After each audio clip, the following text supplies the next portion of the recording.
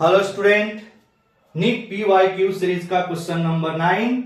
The maximum elongation of a steel wire of 1 metre length if the elastic limit of a steel and its Young's modulus respectively are 8 into 10 raised to the power 8 Newton per meter square and 2 into 10 raised to the power 11 Newton per meter square is 4 option दिया गया है और ये question NEET 2024 में आया हुआ question है।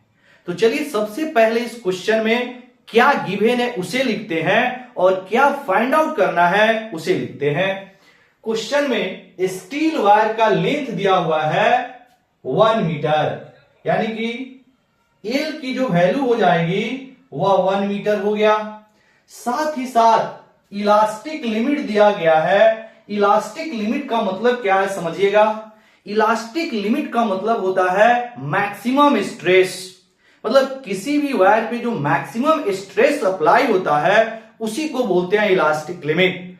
तो इलास्टिक लिमिट या मैक्सिमम स्ट्रेस की जो वैल्यू है वह दिया गया है 8 into 10 raise to the power 8 newton per metre square.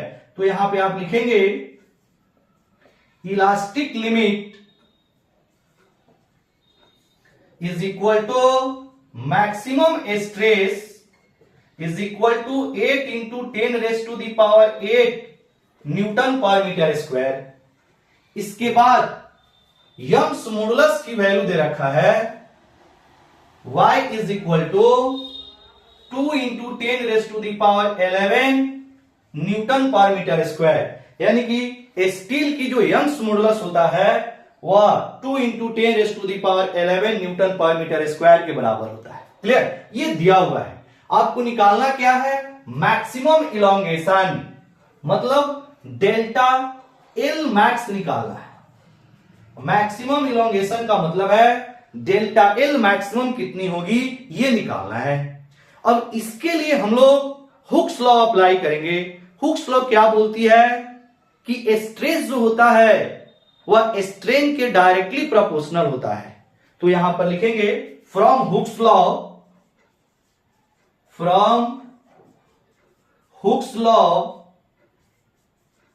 Stress is directly proportional to strain, मतलब स्ट्रेन और स्ट्रेस दोनों एक दूसरे के डायरेक्टली प्रोपोर्शनल होते हैं। तो अब यहां पर डायरेक्टली प्रोपोर्शनल को जब इक्वल में बदलते हैं तो कांस्टेंट आती है और इस कांस्टेंट को हम लोग यंग्स मॉडुलस बोलते हैं। तो लिख सकते हैं stress is equal to Young's modulus into strain.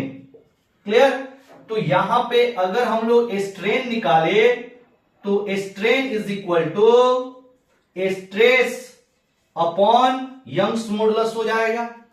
अब देखिएगा दोनों डायरेक्टली प्रोपोर्शनल है, इसका मतलब है कि स्ट्रेन मैक्सिमम कब होगा, जब स्ट्रेस मैक्सिमम हो जाए। तो यहां पर इस चीज को आप ऐसे लिख सकते हैं strain maximum is equal to stress maximum upon Young's modulus. अब स्ट्रेन मैक्सिमम कब होगा, जब इलोंगेशन मैक्सिमम हो जाए, क्योंकि strain is equal to delta l by l होता है। तो स्ट्रेन तभी मैक्सिमम होगा जब डेल्टा एल मैक्सिमम हो जाए। तो यहां पे लिखेंगे delta l max divided by l is equal to stress maximum divided by Young's modulus. अब यहां से आसानी से डेल्टा एल मैक्स हम लोग निकाल सकते हैं stress maximum into l divided by Young's modulus. अब सारा वैल्यू गिवन है।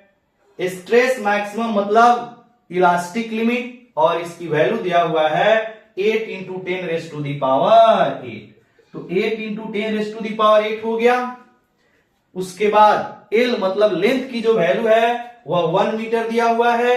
तो यहां पे लिखेंगे into 1 divided by Young's modulus की value 2 into 10 raise to the power 11। अब इसको सॉल्व करेंगे, ये कटेगा 4 से और 10 रेज़ टू दी पावर 11 ऊपर जाएगा तो -11 हो जाएगा।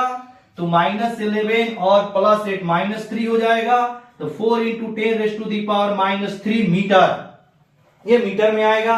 अब 10⁻³ मीटर को क्या हम मिलीमीटर बोल सकते हैं? बिल्कुल।